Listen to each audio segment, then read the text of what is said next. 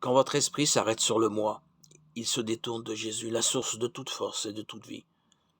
De là, l'effort constant de Satan pour détourner vos regards du Sauveur et vous priver ainsi de sa communion. Il s'efforcera de vous distraire de l'objet de votre contemplation par les plaisirs du monde, par les soucis, les soins et les tristesses de la vie, par les fautes d'autrui ou même par vos propres fautes et imperfections. Ne vous laissez donc pas prendre à ces pièges. Plusieurs personnes réellement consciencieuses et désireuses de vivre pour Dieu sont trop souvent amenées par l'ennemi à s'arrêter sur leurs fautes et leurs faiblesses. En les séparant ainsi du Christ, Satan espère remporter la victoire. Ne faisons pas du moi le centre de nos pensées et ne nous laissons pas envahir par des craintes au sujet de notre salut.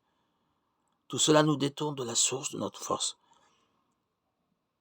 Remettons à Dieu la garde de notre âme et plaçons en lui notre confiance. Parlons de Jésus.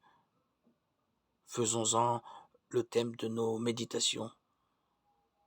Que notre moi se perde en lui. Bannissons les doutes, abandonnons nos craintes. Disons avec l'apôtre Paul, si je vis, ce n'est plus moi qui vis, c'est Christ qui vit en moi. Si je vis maintenant dans la chair, je vis dans la foi au Fils de Dieu qui m'a aimé, qui s'est livré lui-même pour moi. Galates 2:20. Reposez-vous en Dieu, il est à même de garder le dépôt que vous lui avez confié.